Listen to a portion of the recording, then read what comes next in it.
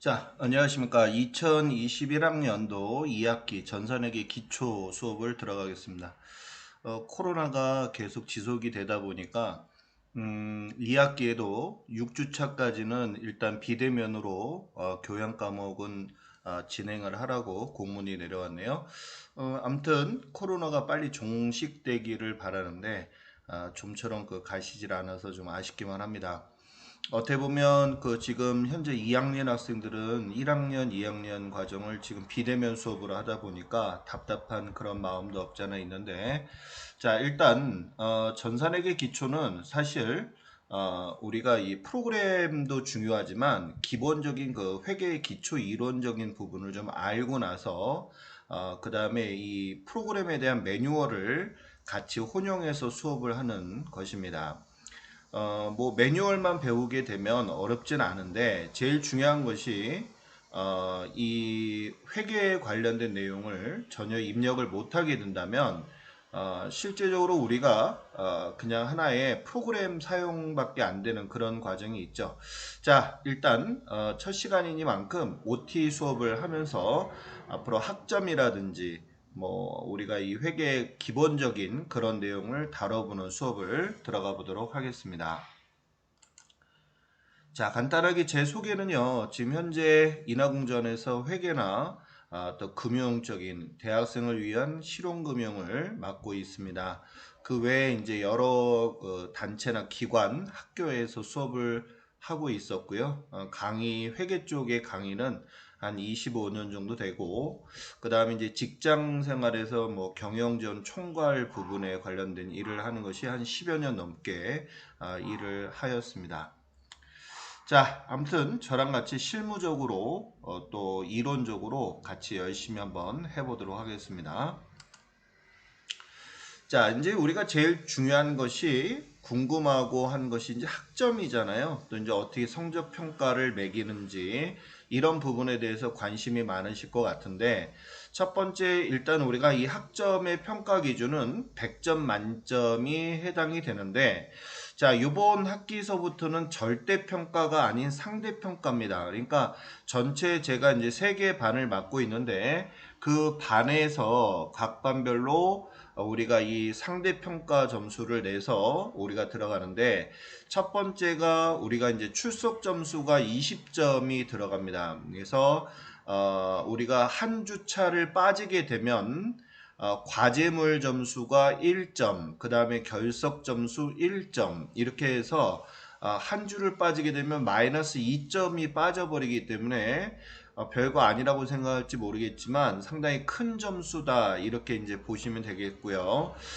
예외적인 사항으로는 이제 경조사 부분이나 또 예비군 훈련, 또 전염병, 뭐 요즘에 코로나로 해서 확진 판단을 받았거나 또는 주사를 맞고 나서 하루 정도 그 부분에 대해서 우리가 출석으로 인정을 한다 이런 부분을 공문으로 나와 있기 때문에 그런 부분이 있으면 제 메일로 해서 보내주셔야지만 그 부분을 제가 알 수가 있잖아요. 그래서 그런 부분은 출석으로 우리가 인정을 하는데 증빙 자체가 없게 되면 제가 출석으로 인정하기가 어렵다는 점을 꼭 알아두시고 조교나 학과 조교나 또는 교무처 또는 저에게 전화나 이런 부분을 꼭 주셔야지만 출결에 불이익을 당하지 않는다는 점을 꼭 알아두시기 바라고요.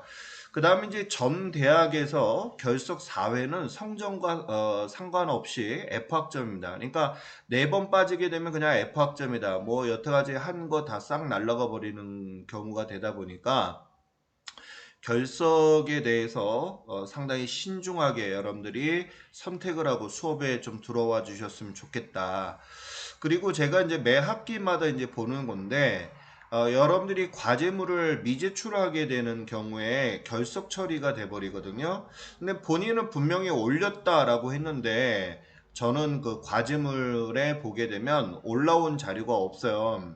이런 경우에 본인이 바보같이 계속 그런 상태를 지속을 한다는 것은 관심이 없다는 얘기거든요. 그런 부분에 대해서 절대적으로 인정하지 않을 거니까 여러분들이 올라갔는지 꼭 과제물이 내가 올렸는지 안 올렸는지 확인을 꼭 하시고 우리가 그 매주차 종교를 지었으면 좋겠습니다. 여기 이제 조기 취업자들 같은 경우에는 취업 날서부터는 그 부분을 면제를 해주겠지만, 우리가 이 중간고사나 기말고사는 대면고사입니다. 그래서 조기 취업자도 중간고사, 기말고사에 응하지 않는 경우에는 0점 처리가 되니까 그 점을 꼭 알아두셔야 됩니다.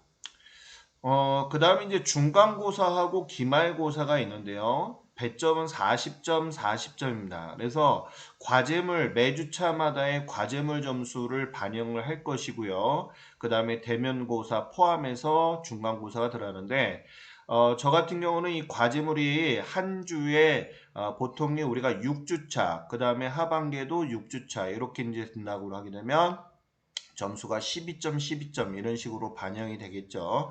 아무튼 이 중간고사하고 기말고사의 배점이 40점, 40점. 그래서 출석 점수까지 하여 총 100점이라는 점을 알아두시기 바라고요. 아울러서 우리가 이 과제물은 방역 지침이 지금 4단계거든요. 그래서 방역 단계가 낮아지게 되면 바로 이제 대면 수업으로 전환이 되기 때문에 그 부분은 수업 때 다시 한번 공지사항으로 하면서 할 수가 있다라는 점을 알아두시고, 이처럼 이렇게 변동될 수 있다는 점을 꼭 알아두셨으면 좋겠어요. 자, 그다음 이제 세 번째 교환 및 자료입니다. 이 주교재는 제가 이제 PPT로 해가지고 수업에 이제 이제 들어가는데, 에듀윌 전산에게 2급 기출 문제집을 구입을 하셔서 나중에 자기가 시험을 보겠다라고 하게 되면 문제집을 사가지고 나중에 문제를 보고 자격증을 따는 경우도 있겠죠. 자, 아무튼 일단은 PPT로 주된 그 수업의 주자료를 하겠다는 점을 좀 알아두시고, 자, 그다음에 이제 네 번째는 시험 문제는 보통이 한 20문제에서 30문항 정도로 내줄 겁니다. 그래서 아까도 얘기했듯이 대면 시험을 볼 때 불출석을 할 때는 점수는 0점 처리하기 때문에 뭐 과제 레포트로 대체하면 안 됩니까? 라고 하는 점은 절대적으로 안 된다는 점을 꼭 알아두시고, 뭐 예를 들어서 2번을 했다거나 뭐 이런 경우에는 그때 상황을 보고 저한테 미리 2번 확인서나 이런 거를 제출해 주셔야지만 제가 특단의 조치를 취하겠다는 점을 알아두시고, 그 다음 이제 요번에 우리가 이 상대평가다 보니까 어떤 문제점이 생기느냐 하면, 보통 제가 이제 시험 볼 때 중간고사나 기말고사 시험 볼 때 시험에 나오는 문제 그대로 문제를 가르쳐 드리고서 시험을 봅니다. 그러다 보니까 이제 많은 학생들이 거의다가 뭐 공부 안 한 친구들은 뭐 점수 안 나오겠지만, 뭐 예를 들어서 25문제다 하게 되면 20문제는 가르쳐주고 5문제 정도는 안 가르쳐주는 그런 상황이 되거든요.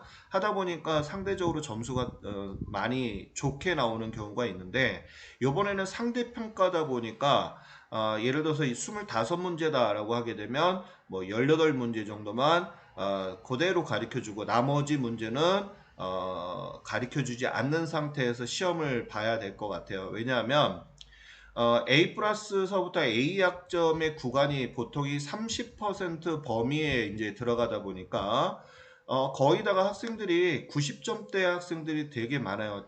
저번 학기에 보게 되면 90학점의 학생들이 거의 한 60% 정도가 A 학점에서 A 플러스 학점이 나왔어요. 근데 이번에는 우리가 상대평가다 보니까 어떤 문제점이 생기느냐, 92점을 맞았는데 예를 들어서 당연히 92학점이면 A학점인데 상대평가로 하다 보니까 어떻게 돼요? 30%가 넘어가게 되면 B뿔로 넘어가 버리는 이런 형태가 돼 버릴 수 있거든요. 그래서 요번에는 그 점수의 격차를 벌리기 위해서 가르쳐 주는 그런 문제 수도 좀 줄일 것입니다. 그래서 아무튼 여러분들이 시험을 잘 보셔야지만 된다는 점을 알아두시고, 그 다음에 이제 매주 차별로 과제는 A4 용지에 한 매를 이제 기본으로 하는데 열심히 하는 친구들이 되게 많아요. 금융에서 보게 되면 보통 한 두세 장씩 작성하는 친구들도 많이 있는데 그 중에 한 줄, 두 줄 이렇게 쓰는 친구들은 점수를 주지 않고 그냥 결석 처리하겠습니다. 그러니까 문제 한 줄, 본인 소감 한 줄, 이런 것들은 이거는 제가 보기에는 수업의 열의를 떠나서 이런 것들은 인정하지 않겠다는 점 분명히 얘기합니다. A4 용지 한 매 정도의 절반 정도 이상은 넘어가줘야지만 점수를 주겠다. 물론 이제 전산회계 같은 경우에는 제가 과제 내는 문제들이 되게 많아요. 그래서 과제를 다 풀어서 제출을 해주셨으면 좋겠고, 그냥 문제에 풀지도 않고 제출하는 경우도 당연히 결석 처리가 된다는 점. 물론 이제 다 풀었는데 틀린 거 부분은 인정을 해주는데 풀지도 않고 문제만 다시 제출하는 경우에는 그 부분에 관련돼서는 우리 여러분한테 수업으로 인정하지 않겠다는 점을 꼭 알아두셔야 되겠습니다. 자, 그 다음에 이제 과제 기한이 이제 제출을 하는데 점수를 이제 불인정하는 부분. 아까도 얘기했듯이, 뭐, 오늘까지다라고 했는데, 다음날 제출하는 경우. 이거는 과제가 올라가지도 않을 뿐더러 저한테 메일로 보내줘도, 인정을 해주지 않습니다. 다만, 그 기간 중에 뭐 집안에 컴퓨터가 문제가 있어서 뭐 PC방이나 이런 데 가서 하기도 힘든 그런 상황이다 라고 했을 때는 미리 사전에 저한테 연락 준 사람에 한해서만 제출 기한에 점수를 인정을 한다는 점, 그 점을 좀 알아두셨으면 좋겠습니다. 그 다음에 이제 세 번째 상대평가에 관련된 것은 아까도 제가 설명을 했어요. 그래서 요번에는 상대평가다 보니까 90점이 넘더라도 그 부분의 학생들이 많다 보면 B뿔로 산정이 된다는 점을 알아두시고, 그 다음에 이제 네 번째, 우리가 이제 그 15주차 수업을 하잖아요. 그래서 우리가 8주차하고 15주차에는 이제 중간고사와 기말고사 시험을 보는데 7주차하고 14주차, 그러니까 시험 보기 전 주차죠. 그때는 아까도 제가 말씀드린 것처럼 예상 시험 문제 특강을 하니까 그 수업만큼은 꼭 들으셔야지만 여러분들이 점수를 얻을 수 있다는 점을 알아두시고, 그 문제는 거의 뭐 시험 문제다 이렇게 보시면 될 것 같아요. 그래서 여러분들이 코로나로 인해서 상당히 그 과제라든지 수업하는 부분에 스트레스를 많이 받는 것 같아요. 그래서 되도록이면 열심히 하는 친구들한테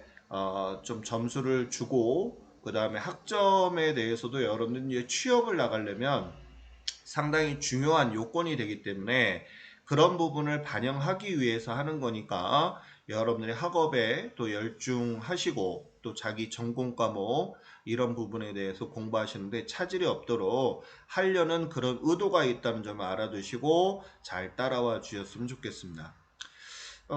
그 다음에 이제 조기 취업자는 아까도 얘기했듯이 대면고사는 꼭 참석을 해야지만 된다는 점을 알아두시고, 조기 취업을 했다고 해서 점수를 더 부여되거나 그러지는 않는다는 점을 꼭 알아두셔야 됩니다. 그러니까, 공부 열심히 하셔야 되겠죠. 그 다음에 이제 여섯 번째는 여러분들이 비대면 수업을 하다 보면 아무래도 이론을 알고 그 다음에 실기로 들어가야 되는 부분이 있기 때문에 일단은 비대면 수업을 할 때는 이론 위주 수업을 할 것이고, 그 다음에 이제 코로나가 격상이 이제 떨어지게 되게 되면 대면 수업을 할 때는 전산 실기 프로그램을 가지고서 할 예정이라 그때 가서 제가 추후 공지로 여러분들한테 수업을 알리도록 하겠습니다. 자, 이제 제가 OT 부분이나 학점에 관련된 거는 여러분한테 알려드렸고, 자, 우리가 이제 전산회계 기초잖아요. 그러다 보니까 이 과목을 내가 왜 배워야 되지? 뭐 여기 보니까 항공기계과서부터 뭐 시스템과 또 항공 뭐 여러 가지 과들이 되게 많이 있습니다. 근데 이 회계는 왜 배워야 될지, 또 우리 인하공전의 공대생들이 꼭 이거를 배워야 되나 이런 의구점들이 많이 있는데, 자, 이 부분에 대해서 오늘 첫 시간에 한번 제가 꼭 해야 되겠다 이런 마음을 가질 수 있도록 제가 첫 시간에 OT를 한번 이끌어 볼까 합니다. 자, 인트로 부분이에요. 자, 이제는 우리가 이 평생 고용 또는 평생 직장이라는 말들이 없어졌어요. 그죠? 물론 이제 요즘에 그 학벌이라든지 이런 친구들이 좋은 친구들도 많고 유학 갔다 온 친구들도 많이 있는데 연봉이 대기업과 중소기업의 차이가 워낙 차이가 많이 나다 보니까 쉽게 그냥 이직을 해버리는 2, 3년 다니다가 다른 그 기업으로 이직을 하는 경우도 많이 있고 그 또 인건비가 계속 상승을 하다 보니까 또 기업체에서는 경제가 지금 상당히 세계적으로 안 좋잖아요. 코로나로 인해서 뭐 매출 급감이 되는 상태가 돼 있고 이러다 보니까 인플레이션이 상당히 올라가는 상황에 경제 불황이라든지 또 인건비 상승 이제 조만간에는 또 AI라고 하는 컴퓨터와의 인간과의 또 싸움이 또 이제 지속이 될 텐데 아무튼 이런 그 고용 불안에 관련돼서 취업의 문턱이 점점 높아져 가고 있다. 이런 점들이 문제가 되고 있죠.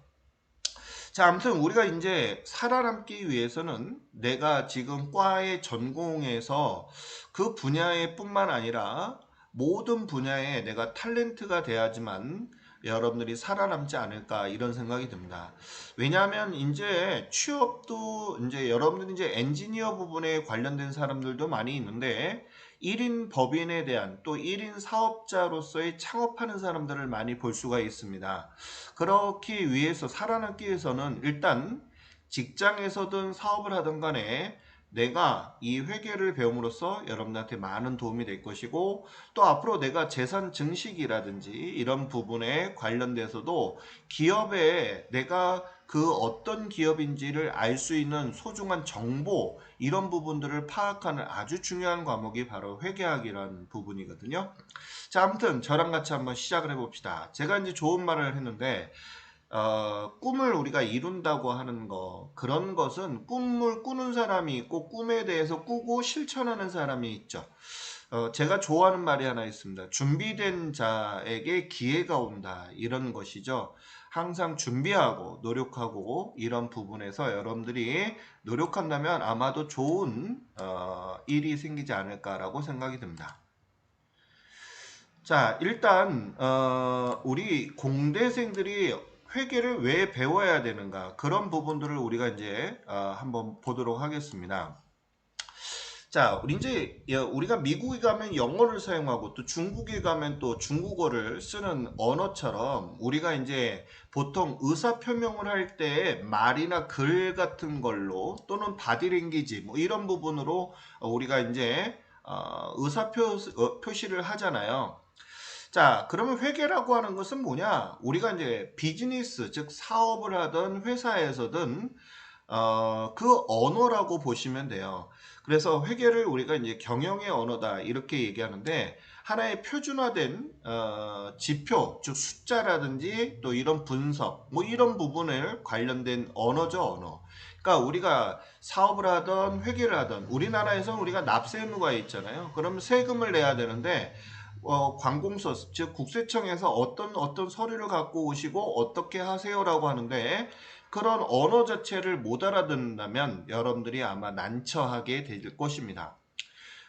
제가 이제 회사에 있을 때 신입사원이 들어와서 외부 전화를 처음에 이제 받게 되는데, 뭐 세무사님이 뭐 과세 표준 좀 불러주시고, 그 다음에 뭐 이런 얘기를 하게 되면 전혀 외국어 같은 이런 그 용어잖아요. 그러다 보니까 청각장애자처럼 네 다시 묻곤 했던 그런 것들을 볼 수 있는데, 자, 아무튼 이런 그 회계라고 하는 것은 우리가 이렇게 경영의 언어다 이렇게 이제 보시면 되겠고, 여러분들이 일단 내가 엔지니어라 하더라도 여러분들이 그 분야에 상당히 일을 잘하게 되면 회사에서는 여러분들을 관리자로서 또 위에 대표자로 부사장이나 대표로 우리가 승진하는 그런 경우들을 많이 볼 수가 있는데 제일 중요한 거 기술만 알아서는 될 게 아니잖아요. 회사가 얼마큼 이익이 남고 또 그 이익을 주주들한테 배분을 해야 되는 부분 전반적인 모든 그런 사항들을 알아야지만 우리가 말 그대로 대표다 이렇게 볼 수가 있는 거 아니겠습니까? 자, 아무튼 여러분들이 회계를 배워야 하는 이유에 대해서 제가 지금 설명을 했는데 가장 중요한 거 회계는 비즈니스상의 우리가 꼭 필요한 경영상의 언어다 이렇게 보시면 되겠습니다. 자, 그러면 이제 우리가 아까도 얘기했듯이 이렇게 말이나 글이나 행동 이런 부분들, 즉 회계라고 하는 것은 경영의 언어다라고 얘기를 했잖아요. 그래서 전 세계가 똑같아요. 언어만 다를 뿐이지 그 표현하는 거 단어만 우리가 외래어로 다를 뿐이지 똑같다 이렇게 이제 보시면 되겠고요. 자, 우리가 이제 가장 중요한 것은 일단 회계지능이라는 것을 가지고 있어야 되는데, 자, 회계라고 하는 거에 대한 부분을 이제 배우게 되겠지만, 자, 우리가 이제 세상 살아가면서 여러분들 제가, 저번 학기에 보니까 금융실무를 가리키다 보니까 주식에 관심 있는 친구들, 그 다음에 또 부동산이나 펀드 이런 부분에 대해서 관심 있는 친구들을 되게 많이 볼 수가 있어요. 다만 이제 부동산은 금액이 크다 보니까 쉽게 접근하기가 어렵지만 주식이라든지 뭐 비트코인이나 뭐 이런 부분에 관련돼서는 관심을 갖고 투자하는 친구들을 되게 많이 볼 수가 있습니다. 일단 우리가 이제 살아가면서 제일 중요한 것이 정보가 곧 돈이잖아요. 그래서 우리가 뭐 지금 뭐 TV에서도 보면 뭐 건설부 장관이라든지 뭐 못된 짓거리 많이 하잖아요. 어디에 개발한다 미리 땅 사놓고서 쓱 빠져버리고 나중에는 대대손손 자신의 부를 축적하는 이런 경우들이 많이 있는데 아무튼 이렇게 정보죠 정보. 자, 예를 들어서 삼성에서 반도체 공장을 크게 뭐 울산에 짓겠다라고 하게 되면 제일 먼저 그런 뉴스를 접하는 순간 뭘 해야 됩니까? 울산 지역이 커질 거 아니에요. 그러다 보니까 부동산이라든지 주식이라든지 이런 부분에 금액이 뜬단 말이에요. 그러다 보면 내가 갖고 있는 소자본으로 주식을 투자를 한다든지 또는 부동산을 투자한다라고 하게 되면 부를 축적할 수 있는 그런 부분들. 또 우리가 이제 예전 같은 경우에는 제가 80년도만 하더라도 뭐 계산을 한다라고 하게 되면 주판이나 계산기로 이제 사용을 많이 했었는데 이제는 오피스 프로그램이 너무 잘 돼 있어서 어때요? 엑셀이라든지 뭐 PPT라든지 여러 가지 이런 프로그램들이 많이 잘 나와 있죠. 이런 것들을 이용할 수 있는 지능, 또 우리가 회계, 즉 얼마 벌었는지를 계산할 수 있는 능력 이런 것들을 우리는 이제 회계지능이다라고 볼 수가 있겠습니다. 그러면 이런 회계지능은 상당히 내가 회사에 들어갔어요. 그런데 막말로 해서 남의 회사에 있는 것처럼 아무 관심이 없다. 라고 하게 된다면 상당히 문제가 되겠죠. 왜? 우리 회사가 이익이 많이 나요. 그러게 되면 어떤 기대감을 가질 수 있죠? 급여가 인상이 되고 상여금도 나올 수 있고, 그쵸? 요즘에 이제 벤처기업들 보니까 어떤 경우가 있냐면 억대 연봉을 받는 친구들을 되게 많이 볼 수가 있습니다. 상당히 우리가 이 고정관념에서 좀 벗어나야 될 그런 부분들이 많이 있는데, 자, 아무튼 이런 부분에 관련된 거, 회사를 위해서 열심히 내가 일한 대가를 받는다. 그런 부분. 그러면 내가 회사를 위해서 어떤 기여를 해야 되고 어떤 일을 해야 되는가? 내가 일을 맡았을 때 과연 이 일이 회사에 득이 될 것인가? 또는 손실이 될 것인가? 이런 부분들을 우리가 고민해야 되지 않을까 생각이 드네요. 자, 이처럼 우리가 이 회계 진흥자다라고 하는 것은 조직에 우리가 이제 입사를 회사의 대기업이나 중소기업에 입사를 하게 되면 조직 구성원이 되는 거잖아요. 그래서 이 조직 구성원 중에서 내가 할 수 있는 즉 기여할 수 있는 일이 무엇인지를 정확히 인지를 하는 사람들은 분명히 성공합니다. 진급도 빨리 되고 그 다음에 회사에서도 인정받을 수가 있다는 거죠. 이처럼 우리가 내가 하는 일에 대해서 과연 우리 회사의 이익을 추구할 수 있을까? 또 내가 하는 일이 이익 창출에 기여할 수 있을까? 또 내가 하는 일 업무 방식이 뭔가 좀 새롭게 해서 보다 빠르고 정확하고 또 능률 있는 그런 부분이 없을까라고 고민하는 친구들은 제가 이렇게 주변에서 보는 것처럼 꼭 나중에는 대표가 되시더라고요. 아무튼 여러분들이 이 회계 지능 우리가 왜 그렇잖아요. 우리나라에 뭐 치킨 사관학교 뭐 회사를 명태나 또는 뭐 퇴직을 하고 나서 제일 많이 차리는 게 뭐 편의점, 치킨 뭐 이런 부분에 이제 창업들을 많이 하고 있는데 제일 중요한 게 뭐예요? 닭집을 한다 하더라도 닭의 원가가 얼마에 들어와서 얼마에 팔고 얼마가 남고 또 알바생들, 아르바이트생들 급여 주고 나서 또 집세 빼고 내가 가져간 돈이 얼마인가 이런 부분을 계산할 수 있는 능력이 바로 회계지능자라는 거예요.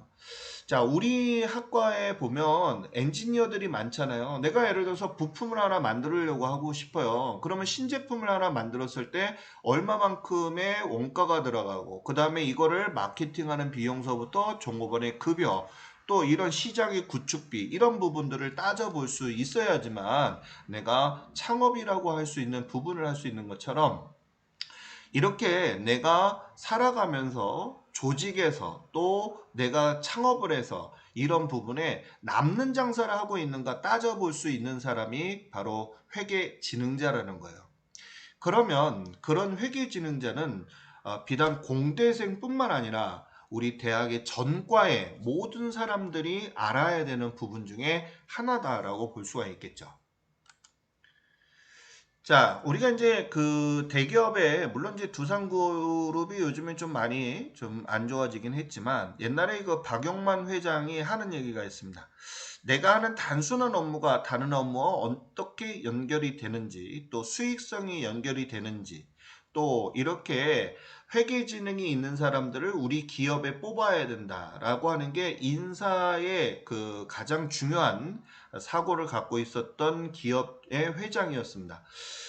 예전에 이제 한동안 뭐 토익 점수가 900점을 받고 명문대를 나왔는데 뭐 차배달을 한다, 복사를 한다라고 하는데 사실은 이거는 하나의 과정이다라고 생각을 하면 돼요.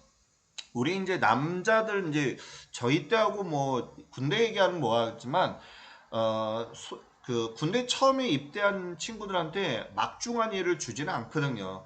하나씩 하나씩 단계별로 이 친구가 이 조직에 적응이 될 수 있을 때 하나씩 하나씩 일을 주는 건데 너무나 이 성급하게 내가 뭐야 이런 명문대 나와서 또 복사기밖에 안 돌려? 이런 생각을 하게 된다면 조직에서 적응하기가 쉽지는 않겠죠. 물론 이게 뭐 몇 년간 지속이 되나 이거는 문제가 분명히 있죠. 자, 아무튼 이런 부분에 관련돼서 내가 하는 업무에 대해서 얼마만큼의 기여를 하고 있느냐 이런 것들을 따져보면서 생각을 하는 친구들은 분명 회사에서도 인정받는 사람이 되지 않을까라고 생각이 들고 또 내가 하는 일이 비록 뭐 보조에 해당하는 거지만 언젠가 분명히 여러분들이 주연이 되는 그런 일을 하게 되는 순간이 올 것입니다. 중요한 것은 여러분들이 계속 주연이 될 것이냐 아니면 보조 출연자가 될 것이냐 하는 것은 여러분들이 손에 달려 있다라고 볼 수가 있겠고 우리가 보통 일을 시키다 보면 수동적인 친구와 능동적인 친구들을 많이 만나게 되거든요. 근데 이렇게 수동적인 친구들은 상당히 일거리를 주거나 일을 가르쳐 주고 싶어도 5만 가지 인상을 쓰게 된다면 굳이 가르쳐 주고 싶은 생각이 없죠. 그럼 나중에 인사고과 점수도 어떨까요? 별로 좋지 않아요. 그러다 보면 나중에는 이직을 한다거나 또는 진급에 밀리고 자기와 입사 동기에서도 처지는 그런 부분이 생길 수가 있죠. 자, 여러분들은 앞으로 주연이 꼭 되실 거라고 생각을 하고 열심히 공부하는데 수업하는데 좀 따라와 주셨으면 좋겠습니다. 자, 그러면 이제 우리가 어떻게 하면 우리가 이 회계지능을 높일 수 있을까라고 하는데 저는 이렇게 생각을 합니다. 항상 어떤 일을 할 때에는 왜 이렇게 되지? 라고 하는 그런 부분의 생각, 즉 왜 이런 생각을 꼭 갖고 하게 된다면 제 생각에서는 그 일에 대해서 상당히 재밌고 또 흥미도 가질 수 있고 열이나 이런 부분을 갖지 않을까 이런 생각을 갖습니다. 우리가 이제 제가 직장 생활할 때, 어떤 생각을 많이 가졌냐면, 그냥 시키는 거에 수동적인 생각을 하게 되니까, 왜 하는지도 모르고서 하는 경우가 많아요. 그런데 아까도 얘기했듯이 내가 하는 일이 회사에 얼마만큼의 기여가 됐냐, 이걸 따진다면 내가 하고 있는 일이 어떤 일이냐, 이것을 정확히 알아야지만 되는 거거든요. 그래서 주어진 업무에 내가 일을 할 때는 항상 왜 이것을 해야 되고 이게 왜 필요한 것이고 회사에 어떤 영향을 미치고 이익을 기여하는 데 얼마나 도움이 되느냐, 이런 의문점, 물음표를 가지고서 여러분들이 직장 생활을 하게 된다면 아무래도 회계 부분 파트에서나 여러 그 부분 파트에서도 마인드가 능동적인 마인드, 그 부분이 생길 거라고 보고, 우리가 이 회계 부분에서도 마찬가지 회계 지능이 상당히 향상으로 이어지게 되면 여러분들한테 회사에서는 대표가 예를 들어서 그런 얘기를 하는 거예요. 자, 내가 예를 들어서 지금 일을 하고 있는데 회사에 관심도가 많은 친구들은 어때요? 내가 어떤 업무를 처리할 때 상당히 능동적이고 필요 없는 일에 대해서는 하지 않을 것입니다. 그리고 나중에 어때요? 회사가 잘 됐을 때는 그만큼의 성과 보수를 요구하는 경우가 있고 또 그거에 따라서 주는 회사들이 상당히 많이 있거든요. 자, 아무튼 이런 부분을 여러분들이 연결시켜서 직장 생활을 하게 된다면 상당히 도움이 될 것이다.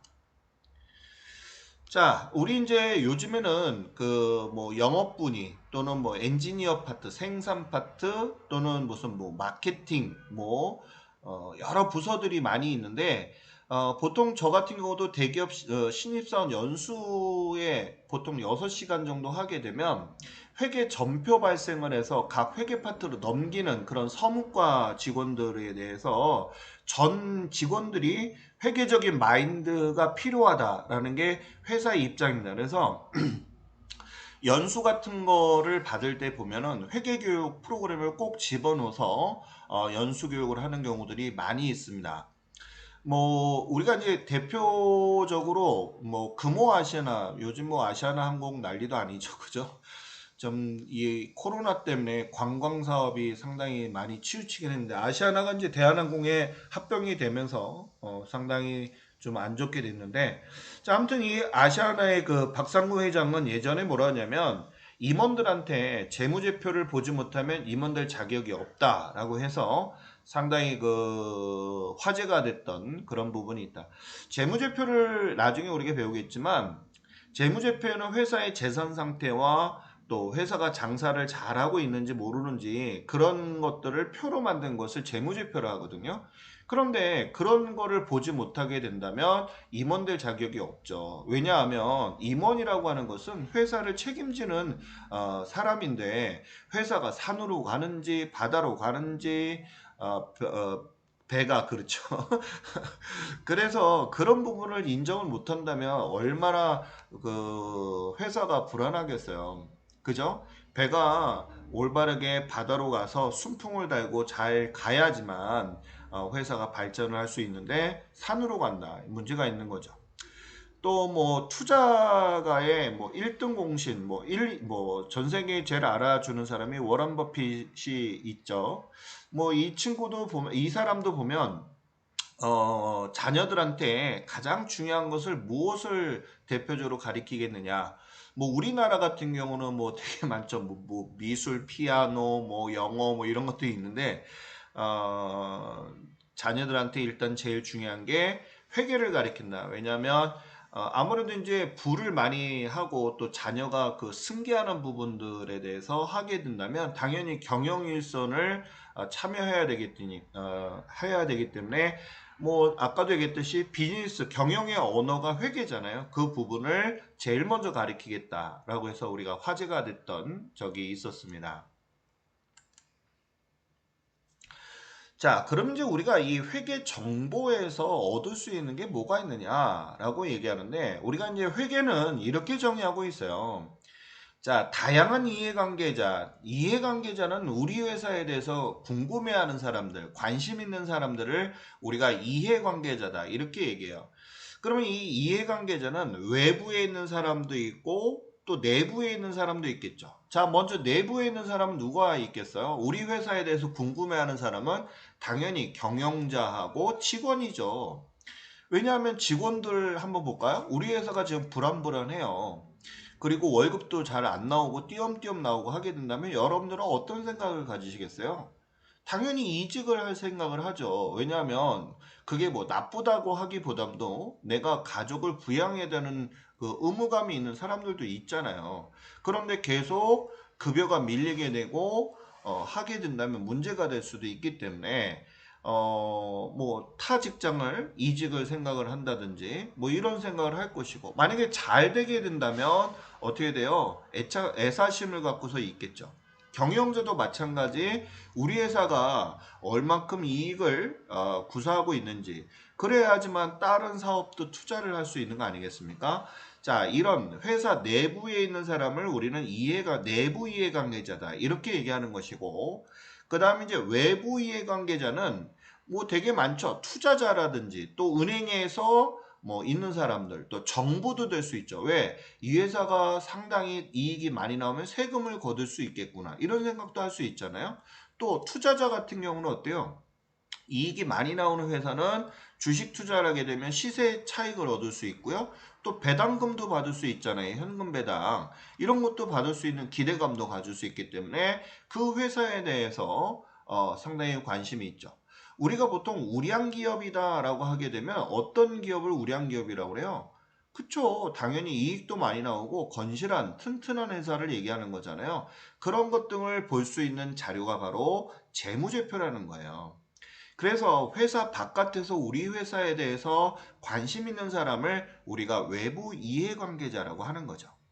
그래서 그들로 하여금 어떻게 한다? 합리적인 의사결정을 이끌어내게끔 유용한 정보를 제공을 하는 것을 우리가 회계라고 해요. 자, 예를 들어 보겠습니다. 자, 우리 회사가 지금 주식을 발행을 해서 투자자들한테 투자금을 얻으려고 주식을 발행했어요. 그럼 투자자들은 주식을 발행했다고 해서 그 주식을 모두 구입하는 것은 아닙니다. 그러면 투자자들은 어떤 걸 보죠? 야, 이 회사에 장사가 잘 되고 있는지, 이익이 많이 나오고 있는지, 또 재산이 많은지, 또 거래처라든지 아이템이라든지 여러 가지 다방면의 모든 정보들을 보게 되죠. 그래서 내가 투자를 했을 때 100만 원을 투자했을 때 주식을 100만 원치 샀을 때 조만간에 이게 뭐 150이 됐건 200만 원으로 오를 거야 라고 하게 된다면 당연히 투자를 하겠죠. 그런 유용한 정보가 바로 재무제표라는 거예요. 그 재무제표는 회계에서 우리가 가지고서 작성된 것이고, 그러면 이런 외부나 내부나 의사결정을 하는데 자기에 걸맞는 의사결정을 하게 된다는 거죠. 그래서 합리적인 의사결정을 할 수 있게끔 우리가 해줄 수 있는 게 바로 회계라는 거죠. 이처럼 이 회계라고 하는 것은 다양한 이해관계자에 따라서 회계를 우리가 분류했어요. 그러면 우리가 외부 사람들을 위해서 만든 회계를 우리가 재무회계다라고 하는데, 자, 우리 외부 사람들한테 만들 때 있어서 마음대로, 기업 마음대로 만들게 된다면 그 재무제표를 믿을 수 있을까요? 당연히 없죠. 그러니까 당연히 원칙, 즉 갭이라고 하는 원칙이라고 하는 기업회계 기준이라든지 또는 기준서에 의해서 재무제표를 작성을 해야 우리가 신뢰성을 얻는 거죠. 자, 우리나라에서는 상장회사 같은 경우에는 국제회계 기준이라는 것을 가지고서 재무제표를 공시를 합니다. 왜냐하면 우리나라의 증권시장에 외국인들 투자자들의 비율이 60%가 넘는 경우가 많아요.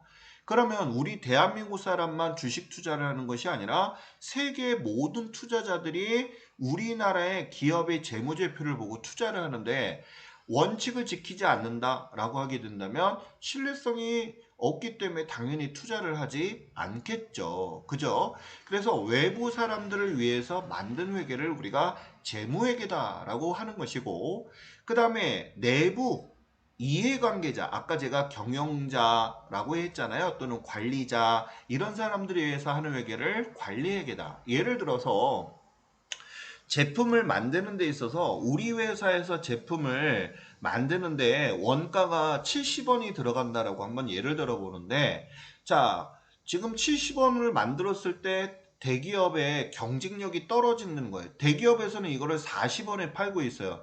그러면 만들게 되면 어떻게 될까요? 팔려요, 안 팔려요?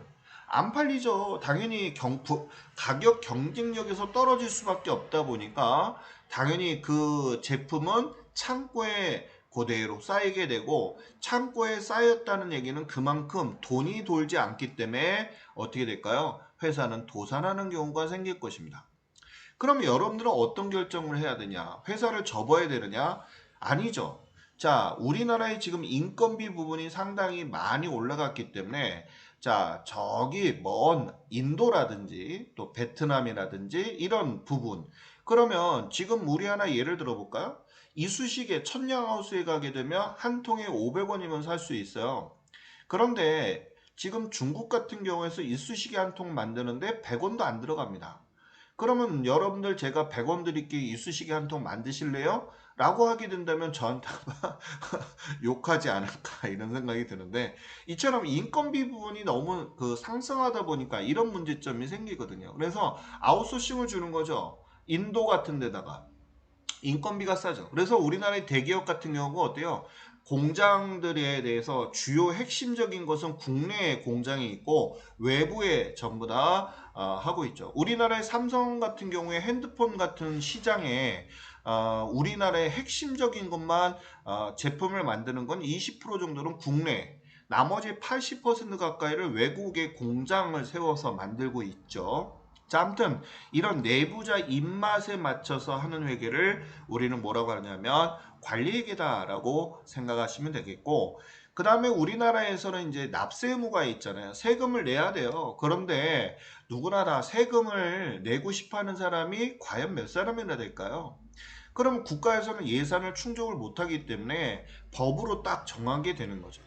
어떻게 회계는 임의적인 거인데 반해서 이 세무회계는 국가적인 국가를 운영하기 위해서 하기 때문에 강제적인 법규 조항이다. 우리 헌법 안에 세법이 존재하고 있거든요. 그래서 세금을 내기 위한 회계를 우리가 세무회계다라고 보시면 되겠습니다.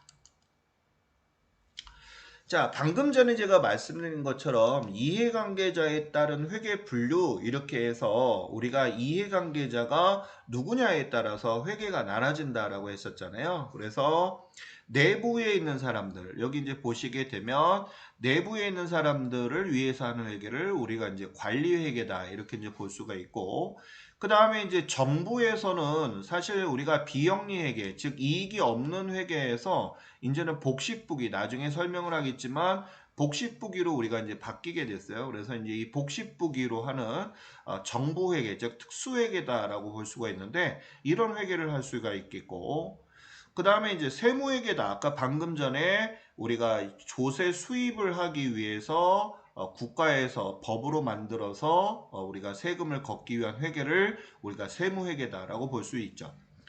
자, 이처럼 재무회계는 우리가 이 외부 이해관계자들한테 뭐 투자라든지 투자자라든지 또 은행, 또 뭐 우리가 대출을 받으려면 누구나 묻지마 대출이 아니잖아요. 이 사람이 담보가 있는지, 또 이익이 많이 나와서 대출금을 상환할 수 있는지, 이런 부분들을 우리가 재무제표에서 볼 수가 있단 말이에요.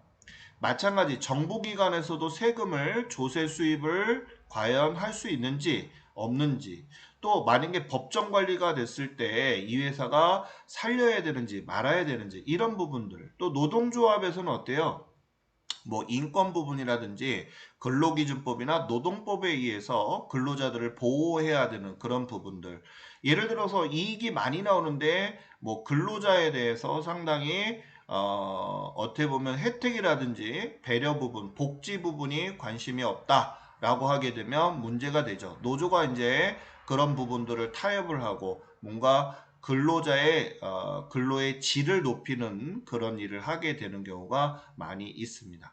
자, 아무튼 이렇게 이해관계자에 따라서 우리가 이 회계라고 하는 부분을 분류했다라는 점을 꼭 기억을 해 주셔야 되겠네요. 자, 그럼 이제 방금 전에 제가 재무회계하고 그 다음에 관리회계다 이렇게 얘기를 했는데, 이 재무회계는 누구를 위한 회계예요? 외부에 있는 사람들한테 알리기 위한 회계다라고 했었잖아요. 하지만 이 관리회계다라고 하는 것은 경영자, 즉 내부에 있는 회사 내부에 있는 사람들한테 알리기 위한 회계다라고 보시면 되겠고요. 하다 보니까 이 외부 이해관계자들은 상당히 많이 있죠. 아까도 얘기 드린 것처럼 뭐 투자자가 될 수도 있고요. 또 은행도 될 수도 있고, 또 정부도 될 수도 있고, 뭐 채권자도 될 수도 있고, 그 다음에 또 거래처도 될 수도 있고요. 우리 회사에 대해서 상당히 관심 있는 데가 많이 있잖아요. 예를 들어서 우리 회사에 자 외상이 많아요. 그렇게 되면 언제 부도가 날지 그것도 우리가 가늠하기가 어렵기 때문에 이런 부분이 있죠. 자, 이렇기 때문에 외부의 사람들을 위해서 하는 회계를 재무회계, 또 내부에 있는 사람들을 하기 위해서 하는 회계를 관리회계다. 이렇게 얘기를 했어요. 그러면 아까도 말씀드린 것처럼 이 외부 사람들을 하기 위해서 우리가 회계를 만들었는데 이것은 우리가 꼭 알아야 될 거 원칙이 있어야 되겠죠. 즉 원칙은 뭐냐면 하나의 규칙 지켜야 될 약속 같은 거예요. 전 세계가 이렇게 됐을 때는 이렇게 하자라고 만든 하나의 규칙이죠. 이런 원칙을 위배하게 된다면 어떻게 될까요? 신뢰감이 떨어질 수밖에 없고요. 또 객관성이 떨어지다 보니까 이 회사에 대해서 어떻게 돼요? 투자를 안 하죠. 예를 들어서 상장기업 같은 경우 한번 예를 들어 볼까요? 상장기업에 나중에 우리가 공인회계사가 이 재무제표를 우리가 이제 재무제표를 FS라고 하는데요. 이 재무제표를 감사를 하게 돼요. 그래서 원칙을 위배했느냐 안 했느냐 이것을 보게 되는데요. 이 감사를 하고 나서 재무제표를 잘 작성을 했다라고 하게 되면 우리가 이제 보통 적정 의견을 제출합니다. 이렇게 얘기하는데 만약에 원칙을 지키지 않고서 마음대로 지키고 불법을 분식회계를 했어요.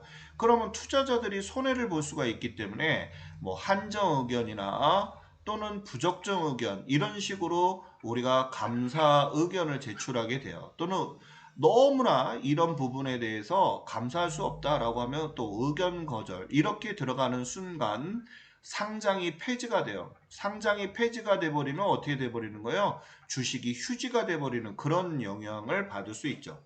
그러다 보니까 우리가 회계 원칙이라는 거, 약속을 배우게 되는 것입니다. 앞으로 저랑 같이 이제 이런 약속들을 배우게 될 거예요. 이래서 원칙에 의해서 재무제표를 작성하게 되고요. 이런 재무제표는 1년에 한 번은 꼭 작성을 해야 된다. 왜? 우리나라에서는 납세 의무가 있잖아요. 그래서 1년 안에 소득이 관련된 것은 1년을 초과할 수 없어요. 그래서 개인이 소득 행위를 했을 때는 소득세를 내고 또 법인이 소득이 생기면 법인세를 내는 것처럼 1년 안에 우리는 납세 의무를 지켜야 돼요. 만약에 납세 의무를 우리가 지키지 않았다면 어떻게 될까요? 가산세라든지 또 압류 절차가 들어갈 수 있겠고요. 또한 이런 그 재무제표 우리가 법인세 신고를 할 때 법인이란 얘기는 우리가 단체를 이루었다라고 보는 거거든요. 그래서 단체를 이룬 기업이 법인세를 신고할 때 꼭 들어가는 게 바로 재무제표예요. 그래서 그 재무제표를 우리가 앞으로 작성하는 방법을 프로그램을 이용을 해서 저랑 같이 배우게 될 것입니다. 자, 아무튼 제일 중요한 것은 이 재무제표는 1년에 한 번 작성할 수도 있고요. 1년에 12번 작성할 수도 있지만 최종적으로 하나만 정확히 정해야 되겠죠. 우리가 이제 뭐 주식 투자하게 되면 분기별로 재무제표를 공시합니다. 그래서 그때마다 뭐 흑자가 됐니 적자가 됐니 이거에 따라서 주식 가격이 막 철렁철렁 하잖아요. 그죠? 그런 것처럼 우리가 이 납세 의무다라고 하는 부분 알아두시고 보통 우리가 이 외부 감사를 받는 경우에는 뭐 자산 규모가 100억 이상이 된다든지 또 뭐 조건이 있습니다. 이런 부분에 관련된 것은 차후에 우리 같이 배우도록 하고요. 자, 우리가 이 관리회계 같은 경우는 아까도 말씀드린 것처럼 경영자를 위한 또 직원들에 관련된 거니까 어때요? 원칙 자체가 없어요. 예를 들어서 이런 얘기입니다. 원칙 자체가 없다는 거. 자, 예를 들어서 사장님 보고 드리겠습니다 라고 급하게 우리 회사가 어떻게 돌아가는 상황을 보고를 하는데 뭐 원칙에 입각해서 뭐 1년에 한 번 보고해야 됩니다. 그러면 뭐 여러분들 회사에서 사장님한테 1년에 한 번만 보고하겠습니다. 그렇게 되면 책상 빼야 되겠죠. 그죠? 수시로 보고하잖아요. 제가 옛날에 회사에 있을 때는 새벽에도 회장님한테 전화가 오고 되게 많이 힘들었던 경우가 있어요. 늘 항상 보고하고, 퇴근할 때 보고하고, 아침에 보고하고, 점심 때 보고하고, 새벽에 또 갑자기 전화해서 뭐 어떻게 됐냐 또 물어보시기도 하고, 뭐 상당히 힘들었던 일이 있는데, 뭐 이렇게 전화로 보고할 수도 있고, 또 PPT로 할 수도 있고, 그죠? 뭐 구두로 할 수도 있고, 이렇게 특별한 서식이 없다는 거죠. 하지만 이 재무회계는 재무제표라는 특정한 우리가 양식에 의거해서 만들어야 된다는 점이 관리회계와 재무회계의 차이점이다라고 볼 수가 있겠고요. 이렇게 재무회계는 재무제표를 작성을 할 때 꼭 1년에 한 번씩 우리가 작성을 해야 되거든요. 이렇게 되는데 잠시만요. 하지만 이 관리에게는 수시로 우리가 이제 작성을 해야 된다는 점을 알아두셨으면 좋겠어요. 자, 그 다음에 이제 보겠습니다. 자, 그 다음에 이제 보게 되면 우리가 이제 재무제표에 관련돼서 어떤 이제 계속 제가 재무제표 그랬는데, 자, 재무제표가 무엇인지 그 부분을 좀 한번 보도록 하겠습니다. 자, 첫 번째 우리가 재무상태표가 있는데요. 이제 하나씩 배우게 될 거예요. 자, 재무상태는 회사에 재산이 얼마가 있는지 알아보기 위해서 작성하는 것이 바로 재무상태표다라고 보시면 되겠고요. 그 다음에 손익계산서는 경영성과다라고 하는 것은 장사를 잘했는지를 알아보는 것이 경영성과다. 아무래도 우리가 이 회계는 한자 문화의 우리나라의 그 한문권이었잖아요. 그러다 보니까 용어 자체가 좀 어려워요.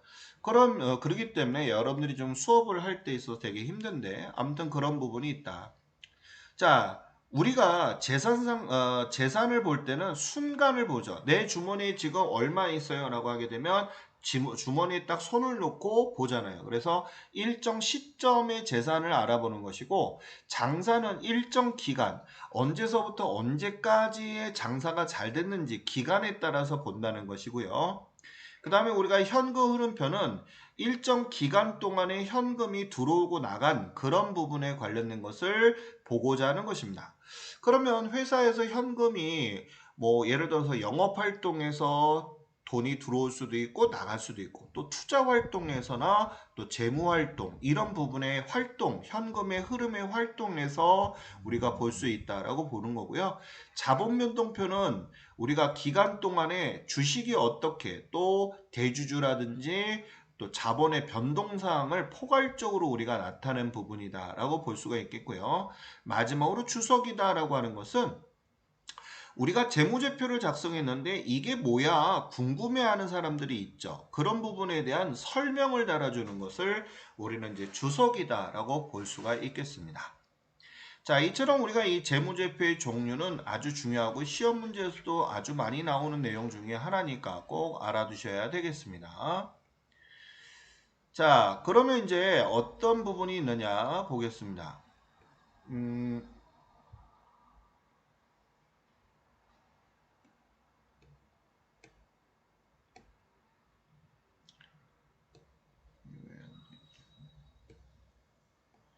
자, 우리가 이제 좀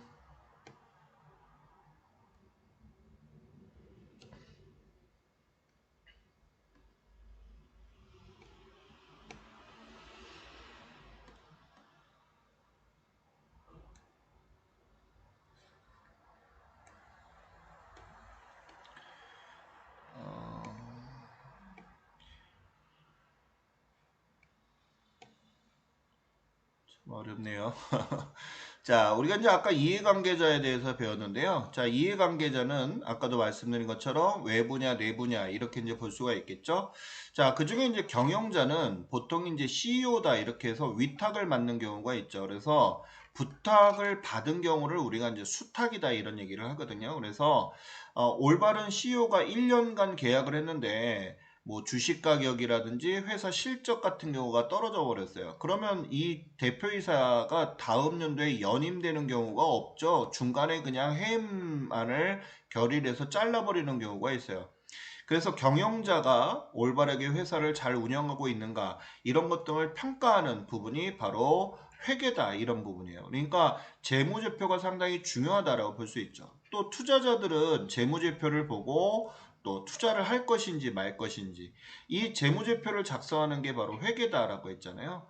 또 채권자들도 마찬가지 재무제표상에서 실적이라든지 그런 게 좋지 않다면 외상이라든지 자금을 빌려주거나 하지 않겠죠. 또 종업원들도 마찬가지 회사가 실적이 안 좋다면 뭐 이직을 한다든지 또 정부에서는 세수 확보 같은 그런 부분들이 없잖아 있다 이렇게 보시면 되겠고요. 자, 그 다음에 이제 하나 마지막으로 봐야 될 것이 무엇이 있는가 보겠습니다. 자, 우리가 이제 회계 시스템의 체계인데요. 우리가 이제 그 부분에 관련돼서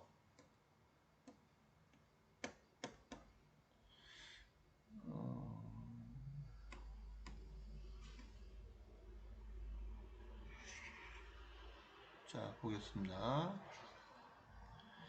자, 회계 시스템의 기능은 일단 우리 프로그램은 입력을 하고요. 그 부분이 이제 프로세서가 프로그램이 이제 처리를 하게 되고요. 그 다음에 그 부분을 출력할 수 있는 그런 부분이 있겠죠. 이런 부분으로 이제 전산에게 실기하면서 제가 다시 한번 설명을 하겠고요. 이렇게 해서 이제 전산에게 프로그램은 재무제표를 만든 것을 누구한테 이해관계자한테 제공을 하고 그들로 하여금 어떻게 한다? 합리적인 의사결정을 이끌어내는 의사결정. 아까도 제가 의사결정이라고 하는 것이 뭐라고 그랬어요? 제일 중요한 거 투자자들은 투자를 할 것인지 말 것인지 이런 것들을 결정하게 되겠죠. 자, 오늘 이제 첫날인데요. 여러분들 수업을 하면서 회계가 무엇인지 또 우리가 회계가 왜 배워야 되는지 이런 부분에 관련돼서 저랑 같이 배웠습니다. 다음 시간에는 우리가 재무상태표서부터 이제 회계를 입문을 해보도록 하겠습니다. 자, 수업하시느라 수고 많으셨어요.